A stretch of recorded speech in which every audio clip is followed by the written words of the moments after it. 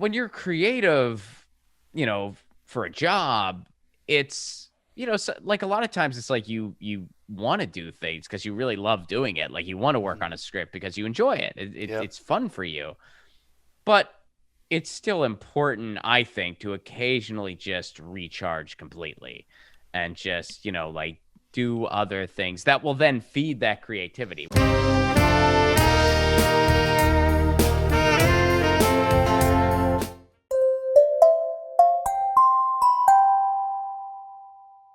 Hello and welcome to Flowering Creativity. This is the podcast where we explore the lives of creative people and provide practical tips for helping you to achieve and sustain your creative lifestyle and goals. Today, I am honored to speak with Ron Placone, a comedian who appears regularly on The Jimmy Dore Show and has been seen on Crosstalk, TMZ, Free Speech TV, The Young Turks, Redacted Tonight, and more. His debut album, Agnostic Holiday, is in rotation on Sirius XM. He hosts the YouTube show and podcast, Get Your News On with Ron. Hello and welcome, Ron Placone, to Flowering Creativity. How you doing today? I'm good, Matthew. How are you? I'm doing great, man. I just love your work, man. I actually got to meet you once in Portland when I came out to see the Jimmy Dore Show. It was a really, really great show, man. And I loved watching you not only, banter in the panel with Jimmy and give your funny points of view on the news, but you also sang some songs, and it was really inspiring to me. And so I was like, someday I'd really like to talk to this guy. And thank you so much for joining me.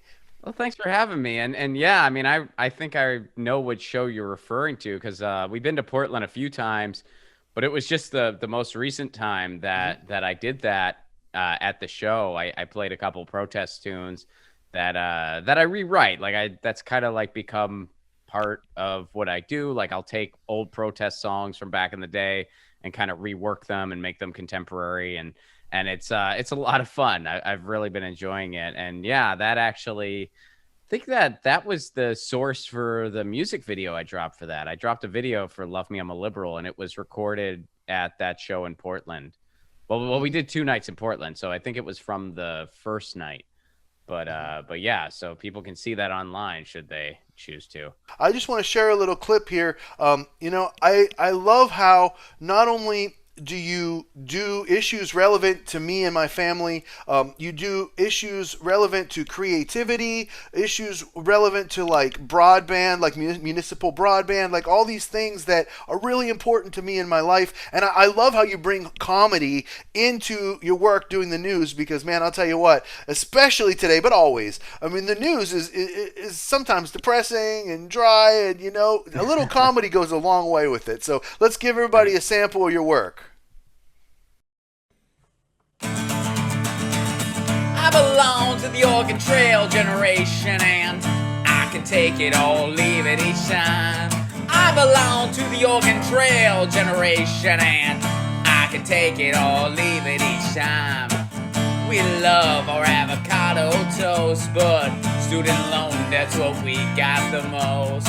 We were sold a bogus bill of goods, and now we're fighting for crumbs like they knew we would. And I belong to the Oregon Trail generation, and I can take it or leave it each time. I belong to the generation, and I can take it or leave it each time. Over 180 musicians protest Spotify's speech monitoring patent. So this is an open letter. Earlier this year, Spotify had a patent approved. This is from the article over at Pitchfork for technology that could monitor and record user speech and background noise. The reason for this, of course, is to just help curate and recommend music for you. They get to listen to everything you say. Spotify claims that the technology can detect, among other things, emotional state. So are you rocking out or aren't you? Gender, age, or accent to recommend music. And Tom Morello says you can't rock out when you're under constant corporate surveillance. Dr. Evil just purchased James Bond for $9 billion. You seem troubled, Mr. Bond. I'll have you know. Before the United States realizes I already know where my second plant is going, I'll have billions of dollars worth of data about city planning, and no one can do anything about it. Have fun peeing in a bottle. what kind of society puts all this effort into space exploration when there's a climate catastrophe looming? It's like, why don't we fix stuff on Earth first? We played the Oregon Trail on the computer. Little did we know we were planning for our future. We may not die of dysentery with a broken arm, but the climate's collapsing and no one's alarmed. And I belong to the Oregon Trail generation, and I can take it or leave it each time. I belong to the Oregon Trail generation, and I can take it or leave it each time. We're waiting longer before we have a spouse. It's probably cause most of us will never buy a house. Compared to our parents, we're more than twice as poor, and they sent us to the Middle East for another pointless war. And I belong to the Oregon Trail generation, and I can take it or leave it each time. I belong to the generation, and I can take it or leave it each time.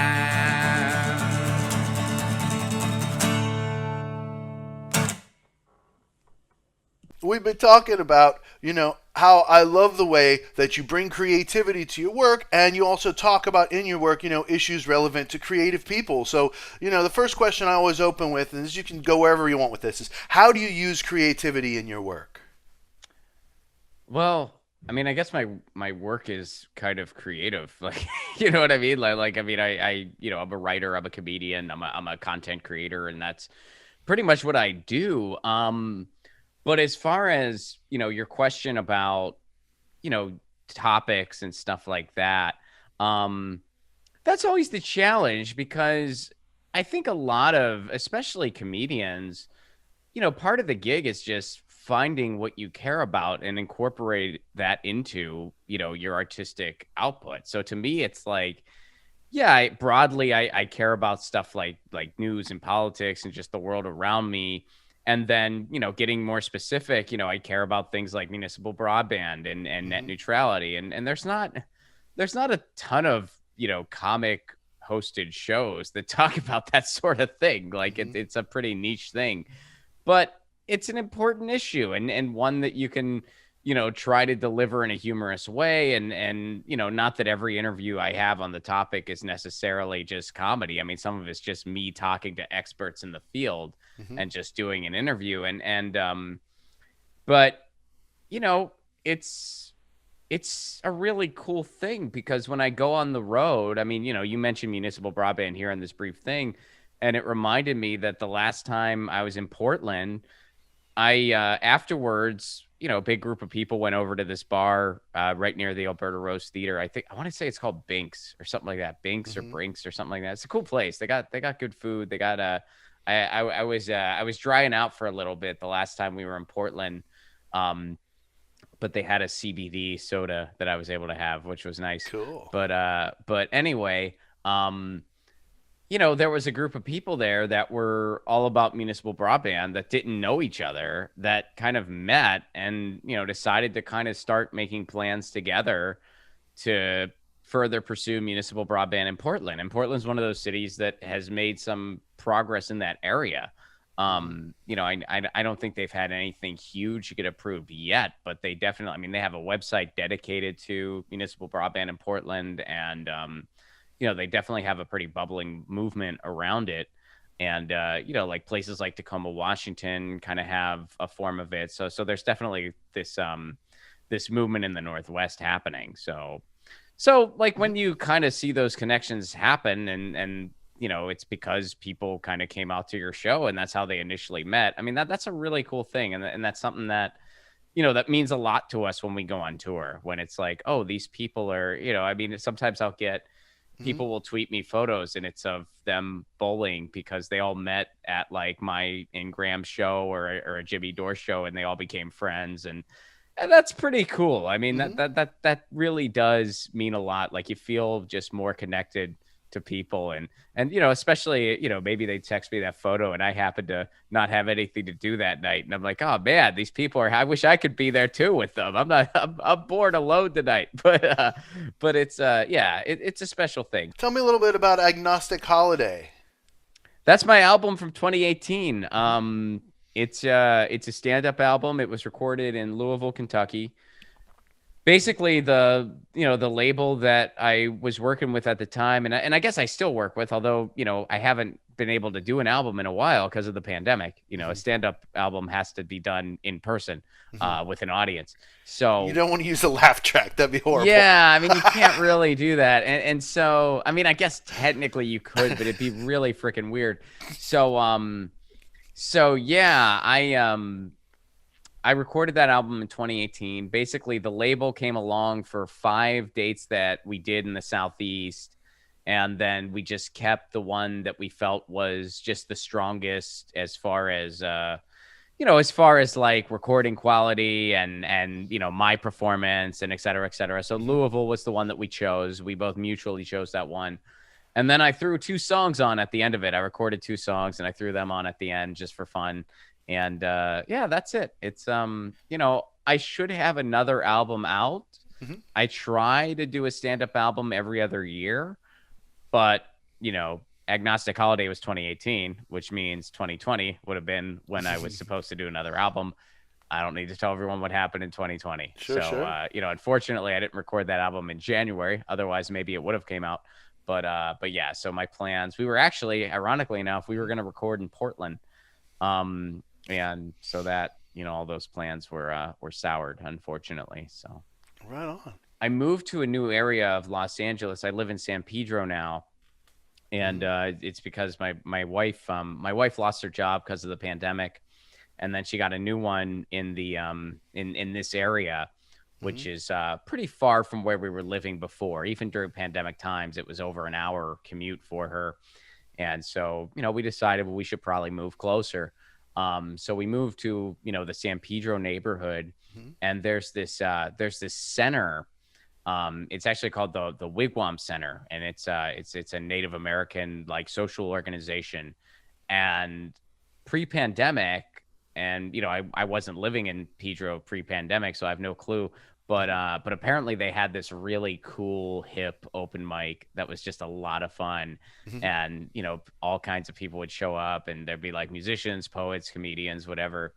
And I was really hoping that would come back because this is literally, in my neighborhood. So it's really close by, which, in Los Angeles, everything's really spread out. So, having something cool in your neighborhood is always special. So I'm hoping, and apparently they're going to start it up again. So I'm hoping to partake in that once it starts back up. And it's weird because, before the pandemic, I can't say like I'd be, oh man, I'm really looking forward to this open mic. But now, I mean, I kind of am. And I mean, I've been going to open mic nights for years and years and years, and I'll still, go to an open mic to work on some new material or to work some rust off before going on the road or whatever. And there is that kind of community part of it where it's just a lot of fun to just meet other creative people, be they comics or anything else. I mean, in LA, usually, you'll get a little bit of everything in a place like LA, but and I'm sure a place like Portland too. And yeah, there is kind of a special thing about that. So you sort of already been touching on this. The next question is, how has the pandemic affected your life and creativity? So we've already talked about not being able to hit the road. So are there any other ways that you would say that the pandemic's affected your life and creativity? Well, I can go pros and cons because there are some kind of lemonade out of the lemons too. And one of those is, I gotta say, this gave me a necessary kick in the butt to really work on my writing portfolio and really kind of just, put some words on a page. And so I was able to finish, a lot of script ideas and, just a lot of, I mean, I finished a screenplay that I'm now trying to get made. Cool. I don't want to say that none of that would have happened without the pandemic, because certainly some of it would. But I think it's safe to say not all of it. Like, I have a better portfolio than I ever have. And part of it is because of the pandemic, where I had some time to just sit and write, more so than before. I mean, I always make time to just sit and write. Like, that's just something I always do. That's part of my, life, But I've had a little more so because of the pandemic. And I, I tried to kind of make the most of that. I tried to kind of see that as an opportunity because it was. So I'm thankful for that. I mean, that part of it, was a good thing amidst a lot of bad. Um, and fortunately for me, because a lot of the stuff I do is so online centric, um, some things didn't really change at all. The stuff that I do with Get Your News On with Ron, that didn't change. I always just do that from my living room. I still do. The stuff I do with Jimmy, it changed a little bit because it was, nobody could physically be in the studio other than Jimmy and Steph. So there was definitely a transitionary period. And throughout that time, I was still, writing for the show on a regular basis, like I always have, because that was always just virtual anyway. Um, and, but now it's pretty, they kind of figured it out how to, run that show in a remote fashion. And and then, a lot of the stuff I do with Graham, again, it changes a little bit because we used to do stuff in the ATC studio together and we can't do that right now. But, we kind of readapted. So in some ways, certain parts of my life didn't really change much. Others changed completely. Obviously, touring. I mean, that is, that's just, and I miss it. And, I mean, and you touched on this too. I mean, if you're a musician or a comedian or an actor, you can't really do a play right now, whatever it may be, a poet. It's not just your job, so to speak. It's just part of who you are. Like, it really is. Like it's part of who you are and how you participate in the world. A lot of it's like how you cope with the world, even in a lot of ways. I mean, a lot of comedians, it's like, I don't want to say like that's their therapy because it's still, they're doing their craft, but it helps them handle the world because on stage is where they really feel like they're in their element and it's just a special thing. And if that's who you are, it really means a lot. And not being able to have that, it's very difficult. And, not to get too macabre here, but I mean, we've lost some folks, I mean, there's been, a lot of comics that didn't make it through this. Some of them, by their own actions, they took their own lives. And I think part of it's because they really couldn't handle not having that part of them. Yeah, it's hard, man. My daughter, this is where I'm going with this. I never even really thought about this until this moment, but like, she's just getting into theater and she got cast in the play and then she didn't get to do it. And then this year, school's remote. They were supposed to do a musical and she's all about musicals and she's not going to get to do it. Yeah, so that's tough, man. How would have been her first chances to be on stage like that? Now she's 12, going to be 13 in a month or so. Yeah, I mean, I really do feel bad for, for young people. I mean, because it's like they're missing.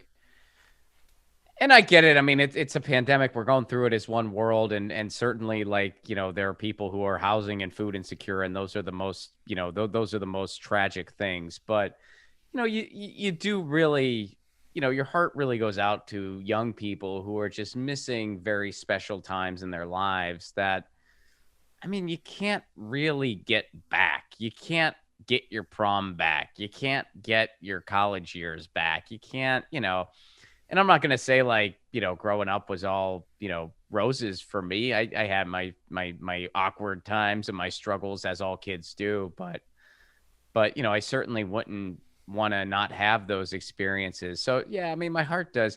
Hey, if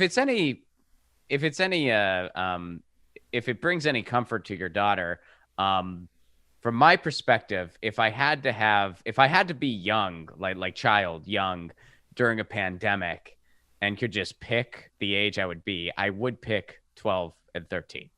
That would be what I would pick. Yeah, she was 11 and 12. Yeah. Okay. Yeah. 11 yeah. and 12. Well, yeah, close enough. I mean, I think 6th, 7th grade, if I could like trade in a couple years of my life, if I had to go through a pandemic, those would be the ones I'd trade in. I mean, that middle school is crazy awkward. That's when that was a really awkward time for me. And when I think about like, times in my childhood where, well, if I had to go through a pandemic, that would probably be the best time for it to happen.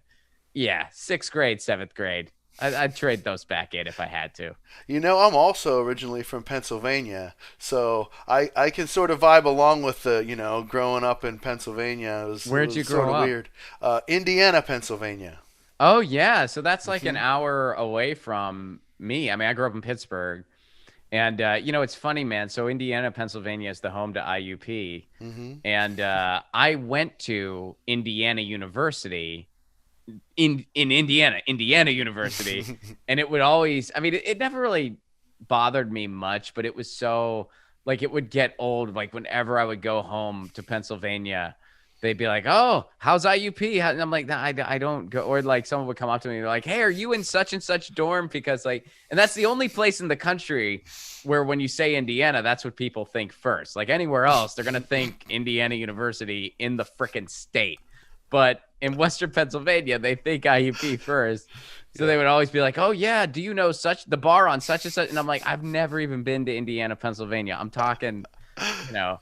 I Yeah, mean, it missing never much. really bothered me per se, but it was always like you got used to saying, "I go to Indiana, not I.U.P." Like you had to say it whenever you were in Pennsylvania. That was the only place you had to say it, but you would always say Indiana, not I.U.P, not I.U.P. And they'd be like, "There's another Indiana." And you'd be like, it's a Big Ten school. What are you talking about?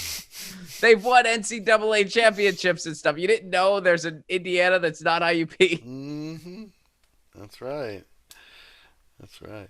So I was anyway. I was just throwing a little bit of because I would have to say my worst year was probably seventh grade. So and that way I can see where you're going with that. That's a All weird right, one, man. It's like you're it is not weird. you're on the cusp of like having a little bit more figured out. I think like come eighth grade and come high school, it's like, yeah, you got a little bit of maturity under your belt compared to before. But seventh grade's like when you're right in between. It's like you're kind of over middle school a little bit, but you still don't know anything at all. Like you're not even ready to be in eighth grade, and so yeah, it's a pretty awkward time. That was a rough one for me. And I went to a Catholic school, so it was like K through eighth. Yeah. So yeah, so by seventh grade, you're just, oh my, I still have another freaking really, and it's just a drag. But then come eighth grade, you're just sort of like, hey, we're all gonna be out of here soon. Let's just let bygones be bygones and have a good time. So Cool. anyway, Right on. All right. So daily routine. I'm one of these people that, if I'm not pushing myself a little bit, I probably won't exercise. But I'm also one of these people that acknowledges that I'm just a better person. I just feel better if I get up and have a little bit of exercise in the morning. So do you have a daily routine, and how do you use it? How do you feel it helps you in your work? I have more of a weekly routine to tell you the truth. Because each day. Like there's certain days where I know certain things are happening and I have to plan accordingly. Like usually my busiest days are Tuesdays and Wednesdays. Those are typically my busiest days. And because on those days I typically do get your news on with Ron. I do get your news on with Ron Monday through Wednesday. And then also Tuesdays and Wednesdays, typically Jimmy shoots then too. Hmm. So for me, like those are my busiest days of the week. So on those days, I typically will, I try to exercise first thing in the morning because I know I'm going to have a busy day ahead of me. So I try to Hmm. exercise like first thing in the morning, which is different for me. Like I'm not a morning person at all, but I'm also like, I'm not a big fan of sleep, if that makes sense. Like I don't like, so once my cat wants to get up and once my wife, she'll get up and go to work, as long as I'm not crazy tired, I'll just kind of get up because I want to. And so I'll get up, and if it's a Tuesday or a Wednesday, I'll just exercise first thing. So then I have the rest of the day because I know I have a pretty busy day ahead of me. Um, Mondays and Thursday. Well, Mondays I do get your news on with Ron, and then the rest of the day is pretty flexible, and I'll try to like get some writing done. I'll try to like, just get other creative things done that I need to do throughout the week. Hmm. Thursday is usually my day to kind of fill it with other things like other like doing people's podcasts or like doing working on a script for a long session, meetings, phone calls. that kind of thing. Catching up on emails. Usually, if people email me on a Tuesday or a Wednesday, there's a good chance I will get back to you on Thursday or Friday, because Tuesday, Wednesday, those are my crazy days. So, and then Friday, I go to my farmer's market. Cool.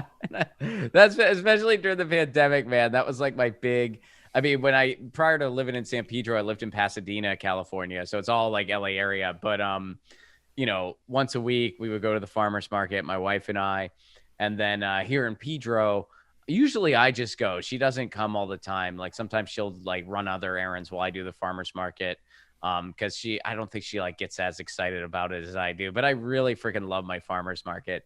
So I go there once a week, and I'll get my produce, and then I'll just do whatever else I need to do on a Friday. I mean, Jimmy might be shooting, or I might have a stand-up show, a Zoom stand-up show, or I might have whatever else, or I might just go out to eat with my wife, or whatever it may be. I mean, things are expanding as the world is starting to open up some. But yeah, that's and then Saturday is typically just my day off, where I try to unplug from everything. I try to just not I try to not work on anything, like anything at all. Like I'll maybe send an email or two.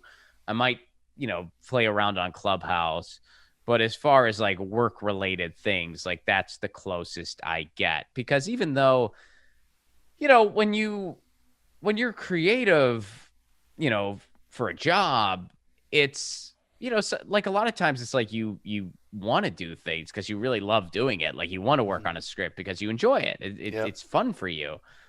But it's still important, I think, to occasionally just recharge completely and just, like do other things that will then feed that creativity. Whenever I take time off of everything and I just read a book, or like I watch a movie, or I watch a show, or I go out, someday I'm going to go out to see live music and live theater and stuff like that. A lot of that fuels your creativity too. Yeah. A lot of times it's like you'll get a freaking idea where you're like, oh snap, I have an idea, and you got to record it or whatever else. You're like, I have an idea for a pilot or a screenplay or whatever, or even just a sketch, or so I think that carving out that kind of time is important, because it helps you expand yourself, not just creatively, but also it's just important for your well-being, I feel like. So I try to make sure that Saturday, unless I have a stand-up show or I'm on the road, I try to make sure that Saturday is just sort of my day to completely unplug. And then Sunday, kind of a similar thing, but Sunday I like to kind of have a project of sorts to work on. That's when I might get a lot of writing done, something like that. So Yeah, it'd be good, when you have open time that you could either plan for or leave open, and it's the day after you've rested and recharged your battery, so you're not going to be as burnt on both ends. You'll be more fresh and ready to go. So we've talked about a couple challenges that you face, being the pandemic and maybe possibly, the threat of burnout. But what other challenges do you face that have disrupted your creative flow? Well, I mean, I guess, I don't know if doubt's a way to put it, but I mean, you're always kind of trying to push yourself to get further and go harder, right? I mean, I feel like all people do that. I think that's human nature. And, when you're kind of, especially in a place like Los Angeles, where it's like this place is presumably one of the capitals of show business, although who knows what's going to happen when the dust settles. Like, we really don't know. I mean, Hollywood as a concept might not exist anymore. So, I mean, I don't think it's going to happen. Like, I think it's still going to be around, but it's not a guarantee. I mean, it's not, like folks in New York and LA and London or wherever else. I mean, I think they're all kind of facing that. Gee, have we reached this point in the global village of society where this isn't really, the creative capital it once was, and should I even be here? So you kind of face those challenges, and assuming that, that the quote industry is still around the way we know it, like you also have to ask yourself, like, okay, gee, like, where is my role in this? Am I as far as I need to be? am I going to be seen as desirable as each year passes? And I'm, like I'm getting, I'm older in Hollywood years, so to speak. Um, I mean, I know a lot of that stuff sounds kind of superficial, and it is, but it's the reality you have to deal with. And the reality you have to try to navigate if you want to, see something you've written go into production, or if you want to see, I mean, once you're established to the point where you can call all your own shots, that's, I mean, that's like the dream, right? I mean, that's like the dream of the dream of the dream, to just be, be able to just call your own shots whenever and however you want to. But like it takes a long time to get there. like Mike Myers, right? He in the movie Wayne's World, specifically the scene where they headbang in the car and they're singing the Bohemian Rhapsody, right? The management, the corporation was like trying to change the song, Oh, right. Yeah. and he was just like not having it. He's like, no, dude, it has to be this song. And he was, pretty much about as high as you could get. I guess he got a little higher maybe in Austin Powers because he was even more in charge. Yeah, he did. But he took a stand, and I'm glad he did, because I cannot imagine, like, I mean, that, and not only that, what it did for that song, it brought a whole new generation of people to love Queen, because like no other song sounds like that, it's so unique, and has the changes in it are so progressive and cool. That mix of opera and rock is just so awesome. And so It sometimes did a people, lot for that song. Yeah. It sometimes, I really mean, did. was it worth it though? What it cost him? Because like after that, he was like on the A list, and that knocked him down because we don't want to work with him. He's an asshole. But it was worth it because that movie needed that song, man. Yeah, I think he's doing fine, and yeah, I mean, he's a good example of that. I think a lot of, I mean, someone like a Boots Riley, for instance, like nobody tells Boots Riley what he can and can't make, what he can and can't write. Nobody tells Ricky Gervais what he can and can't make, what he can and can't write. And people at that level, they can just produce what they want when they want to do it. There will be a home for it. And, if Boots Riley decided he wanted to move to Ohio tomorrow, just pulling this out of my butt. I have no idea if Boots Riley has any connection to Ohio. I'm guessing he probably doesn't. I'm just making this up. But if he decided he wanted to move to Ohio tomorrow for whatever reason, he could. And a bunch of creatives in Ohio would be really happy for it, that he's around, because there's going to be opportunities that he brings with him. I think being able to, call your shots on that level is pretty amazing. And so I guess getting back to like the struggle of it, when you're not able to call your own shots at that level, well, you're at the mercy of, other gatekeepers. And, there's frustrations that go along with that. There's a certain frustration that comes with auditioning instead of just being able to cast yourself. There's a lot of frustrations that come with, um, you know, getting rejections from your script got submitted and it got rejected from whatever production company, which is something that, folks in LA know that experience quite well, myself included. So yeah, I mean, I guess those are the struggles. I mean, I don't have a really unique answer in that regard. It's just kind of your typical showbiz. Showbiz is a struggle, man. Struggle. Right on. Okay, so let's talk about excuses. How do you deal with excuses on a daily basis? What do you mean by like excuses that I make or excuses that other people make? Both, all. All right. Um. Well, I mean, I guess I try not to make excuses for myself unless it's valid. Like I'm one of those people. I am guilty, and a lot of comics are guilty of this. In fact, most are. So this doesn't make me in any way unique or special. But I'll beat myself up pretty bad after a bad set. And sometimes there's a lot of factors that are totally out of your control, especially in like the Zoom comedy world, where it's like they might not have been able to hear you. You might have dropped out at one point. They might have been muted because their dog's barking, so you can't hear their laughter. Mm-hmm. That sort of thing. And so I mean, I remember once I was doing a Zoom event, and it was a big one. Like it was like for like it was for like a conference, and I was just doing my thing, and there was no laughter whatsoever. And I kind of was like, geez, is this really not going bad? And I noticed like so many people were muted.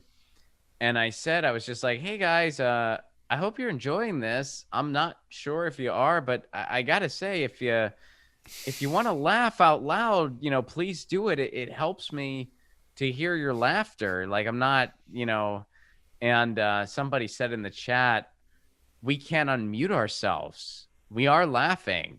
And then I looked at the chat and I saw a bunch of people were typing LOL. But what happened was the moderator had everybody muted and had it so they couldn't unmute themselves.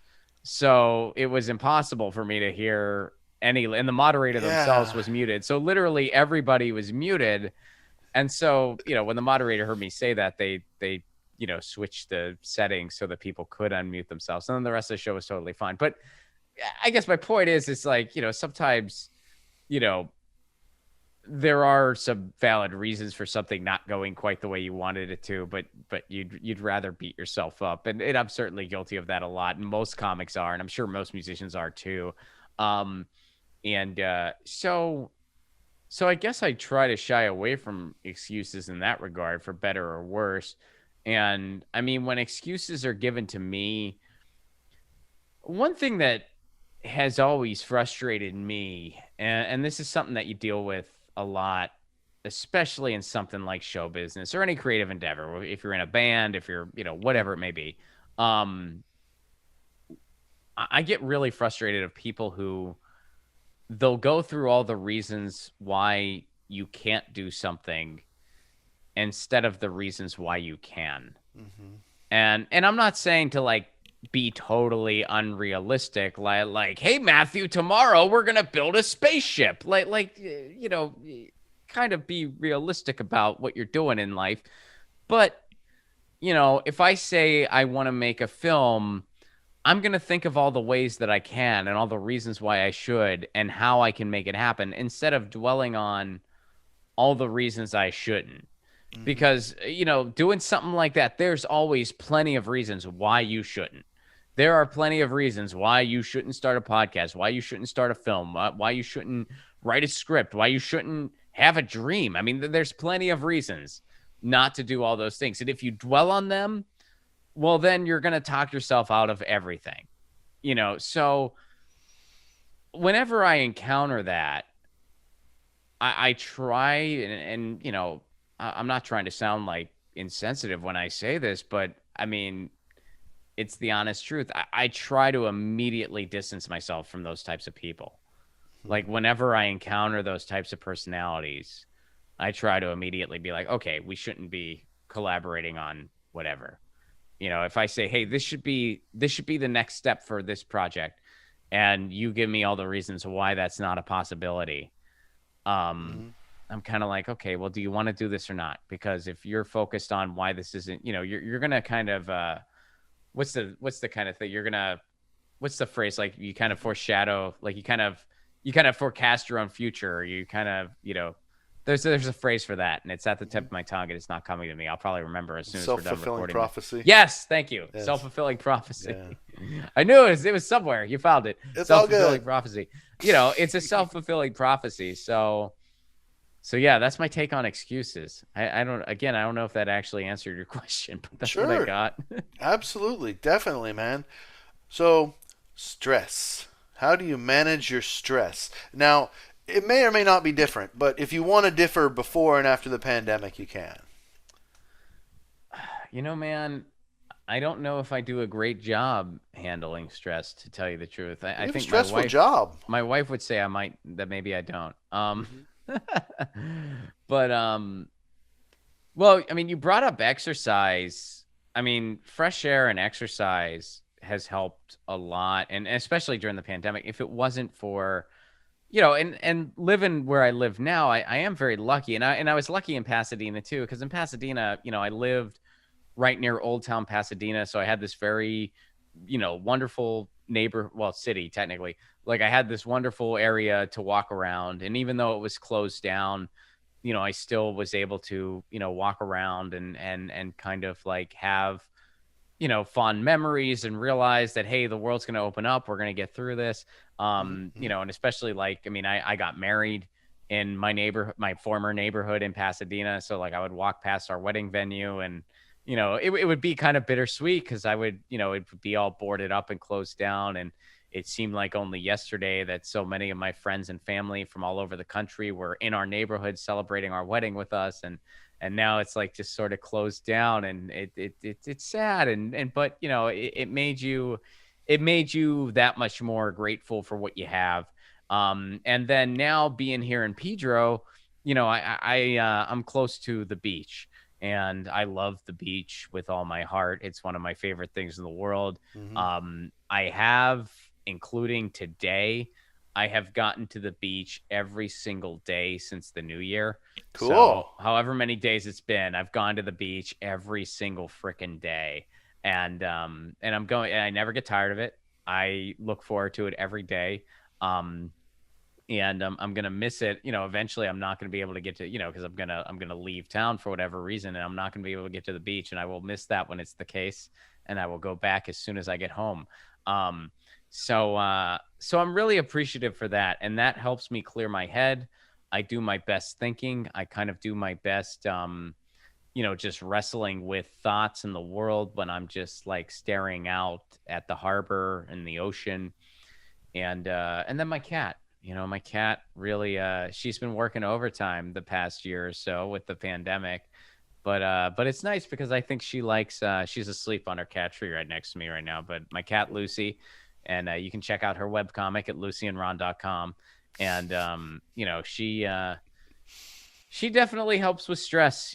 She really does. And she likes having my wife and I home more in these pseudo pandemic times. I guess we're not quite in, I mean, well, we're still in a pandemic. It's not over yet. So I shouldn't say it's over. It's not, in fact, knock on wood, but in the, I guess maybe pseudo shutdown times is a more accurate way to put it. But she likes having us around, which is great. And so if I had to have gone through this thing without my wife and my cat, I don't know. I don't know how I would have handled it, to tell you the truth. I mean, that was one of those things where it's like, and even just in life in general, when I wake up and the first thing I see in the morning is the two of them. My cat usually sleeps on top of my wife's pillow. So like I look up and I turn and I see both of them.